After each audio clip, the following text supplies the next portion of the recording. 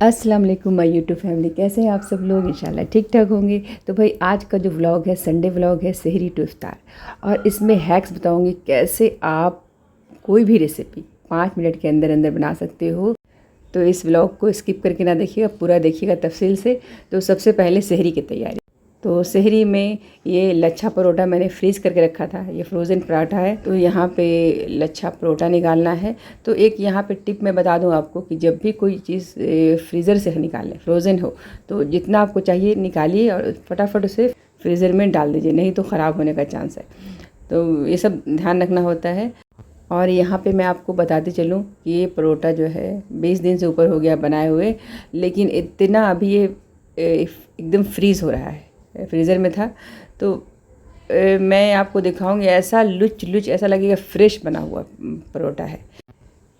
First तो तवा गरम करना, उसमें थोड़ा पानी छिड़क दीजिए, उसके बाद थोड़ा सा ऑयल या बटर या कुछ भी नहीं डालिए। आपको अगर नहीं चाहिए तो आप कुछ भी नहीं डाल सकते हो, बस इस तरह से। लेकिन तवा गरम होना चाहिए, गरम गरम तवे पे डालना है। डाल के बस फटाफट से सेक लीजिए हाई फ्लेम पे।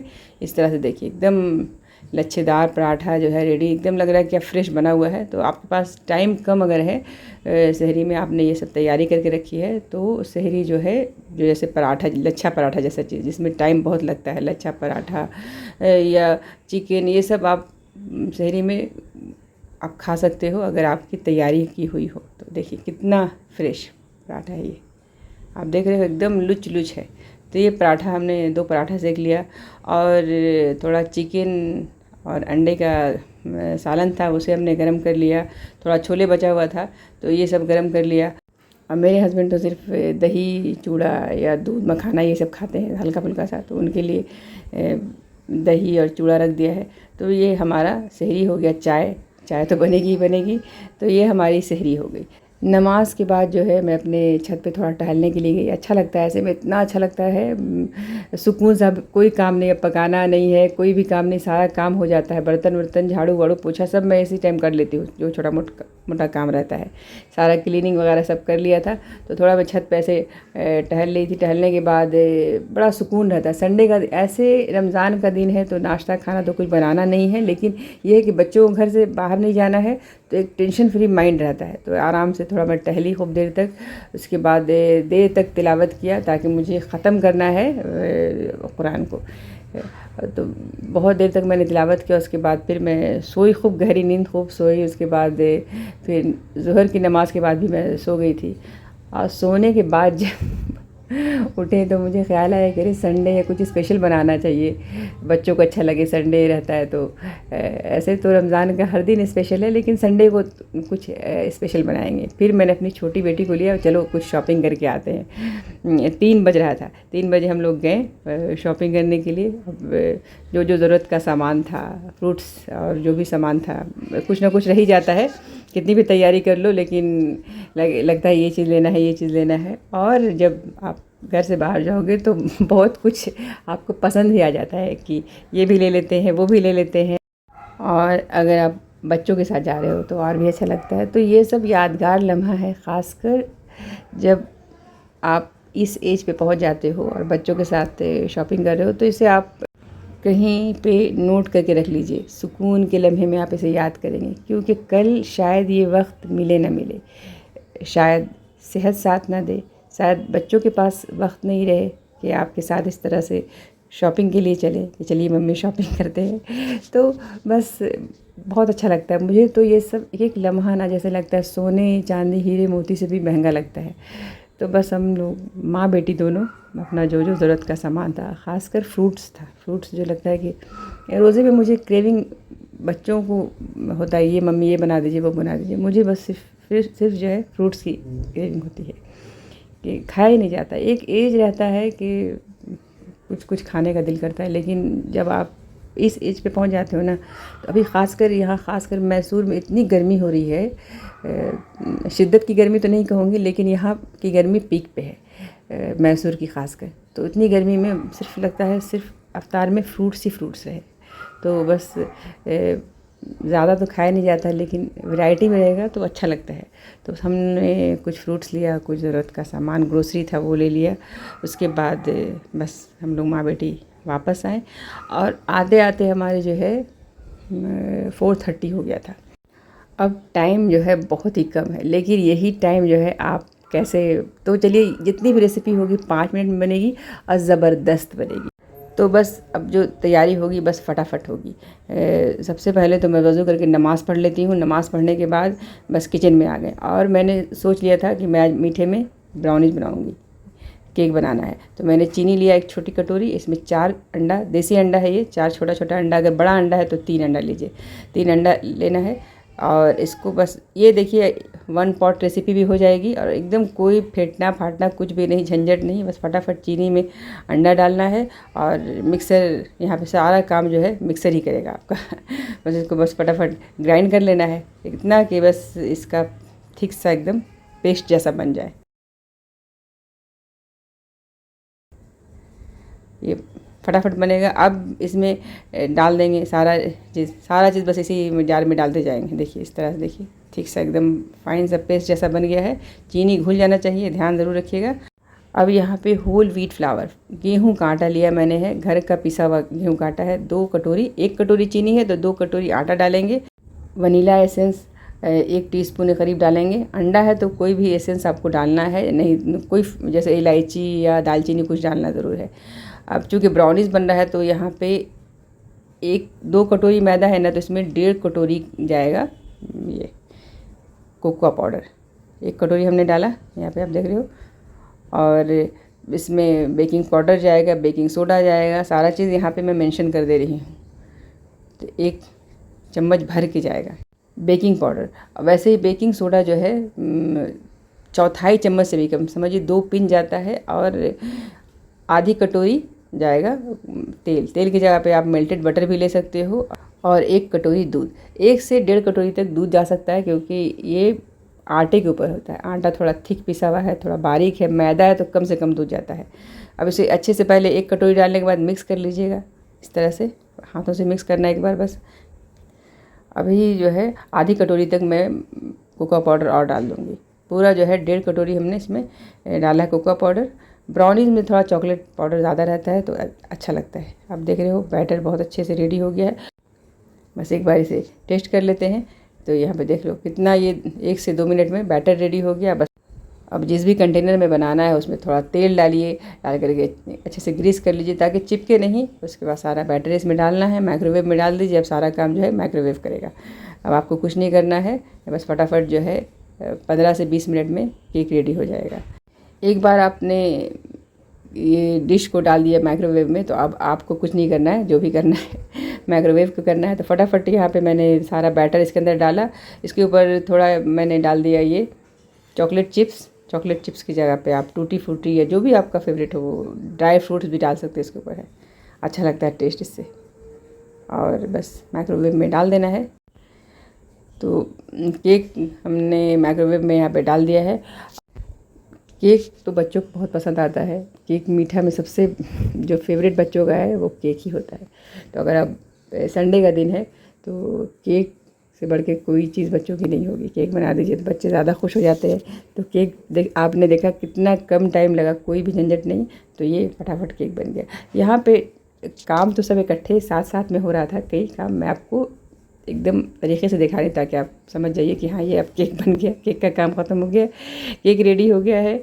ये चाय के साथ हम लोग खाएंगे। अब यहाँ पे जो हमने फ्रीज करके रखा था पेरी पेरी चिकन, तो यहाँ पे मैं बटर चिकन टाइप का बना रही हूँ। इसमें बटर डाल दिया है, एक छोटा सा प्याज इसको बारीक कट करके डाला और हरी मिर्च डाला, हल्का सा बस प्याज जो है ट्रांसलूसेंट हो जाए।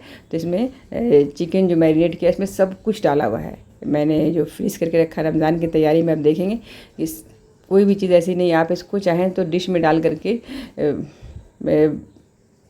ग्रिल भी कर सकते हैं। ये भी माइक्रोवेव में बन सकता है, जो कि बहुत ही कम टाइम लगेगा। बस आपको डालना है एक बेकिंग ट्रे पे और डाल करके ग्रिल कर लीजिए। तो मैंने आधा ही बनाया, आधा इसमें बस इसको ढक देना है। 5 मिनट के बाद इसे अच्छे से भून लेंगे। तो ये रेडी हो गया है पेरी पेरी चिकन, जो बटर चिकन टाइप का मैंने बना लिया। तो ये बहुत ही जायकेदार सा एकदम कबाब जैसा चिकन रेडी हो गया है।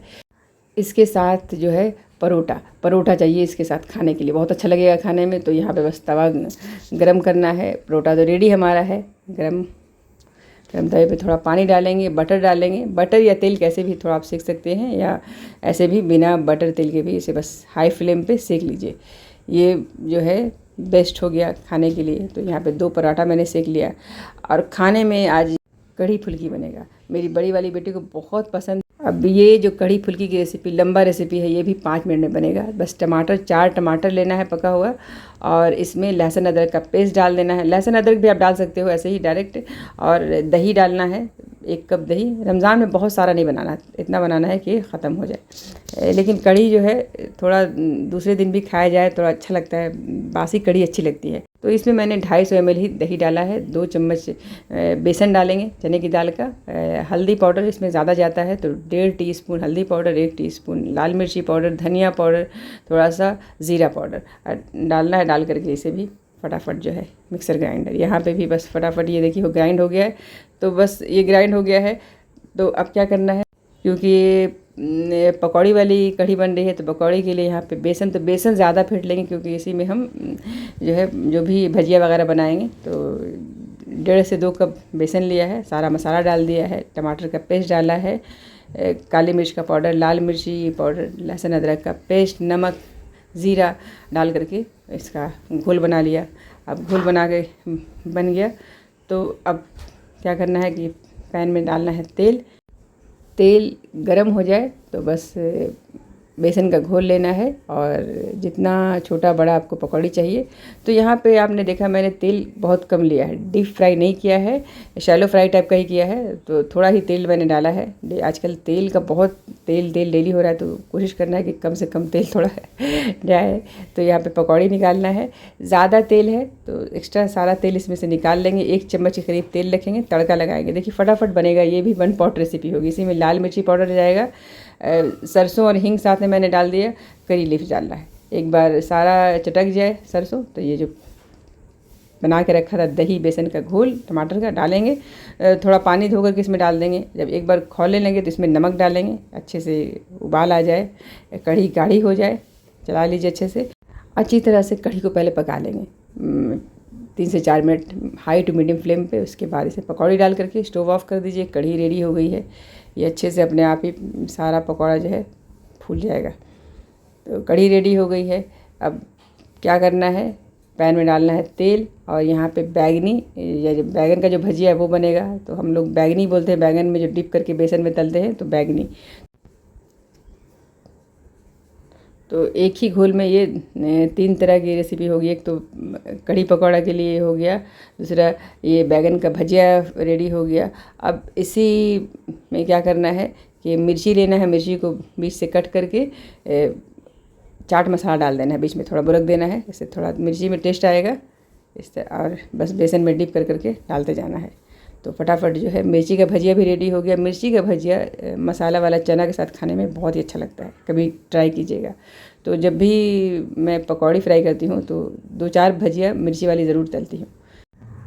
अब क्या बनेगा जी, लास्ट में बनेगा ड्रिंक। इतनी गर्मी है तो ड्रिंक तो होना ही चाहिए। तो आज जो है शेक बनेगा, स्ट्रॉबेरी शेक। तो ये जो स्ट्रॉबेरी हमने फ्रीज़ करके रखा था, बस 2 कप डालना है, जितना आपको चाहिए उतना हिसाब से 2 कप हमने फ्रोज़न स्ट्रॉबेरी डाल दिया। इसमें 1 चम्मच भर के चीनी अपने चॉइस से, अपने मीठा कितना आप खाते हो डालना है।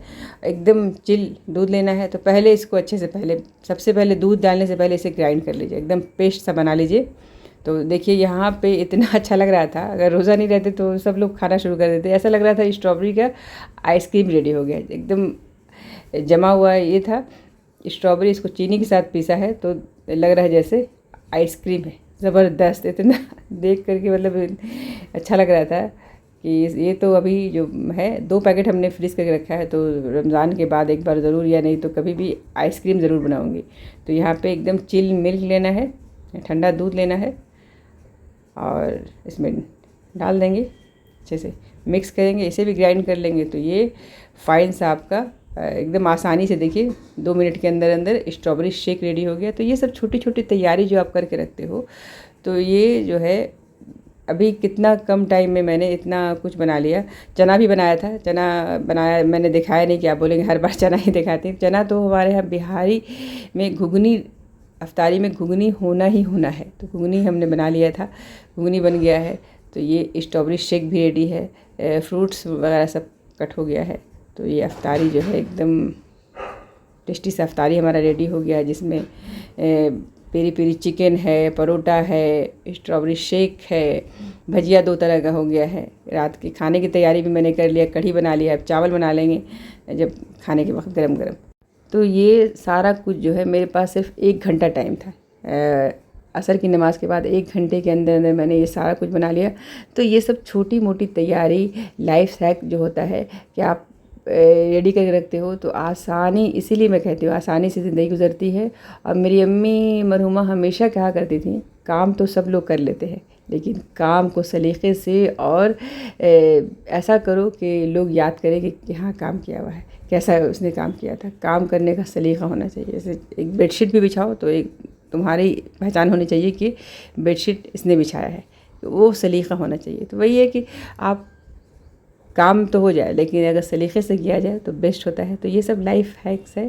तो आपको कैसा लगा ये व्लॉग? अच्छा लगा है तो लाइक शेयर ज़रूर कीजिएगा, दिल खोल कर शेयर कीजिएगा, लाइक कीजिएगा, कमेंट कीजिएगा, क्योंकि इसमें कुछ भी आपका नहीं जाता, हमारी हौसला अफजाई हो जाती है। जो हम मेहनत करते हैं तो लगता है कि आप लोगों को पसंद आया। तो ज़रूर लाइक शेयर कीजिएगा, कमेंट कीजिएगा, खूब सारा अपना ख्याल कीजिएगा। और जो है लैलतुल क़द्र आने वाला है, सब लोग खूब इबादत कीजिए, हम सबको भी दुआ में याद कीजिएगा। और अल्लाह पाक से अपने गुनाहों की माफ़ी मांगिए, जितना हो सके इबादत कीजिए, सदका खैरात कीजिए। और यहाँ पे मैं एक बात कहूँगी आपके को कि सबसे पहले बाहर देने से पहले आप एक बार ज़रूर अपने घर पे नज़र डालिएगा, अपने आस पड़ोस पे नज़र डालिएगा कि कोई ज़रूरतमंद जो बोल नहीं पा रहा है तो उसे दीजिए। ठीक है, खूब सारा अपना ख्याल रखिए। अल्लाह हाफ़िज़।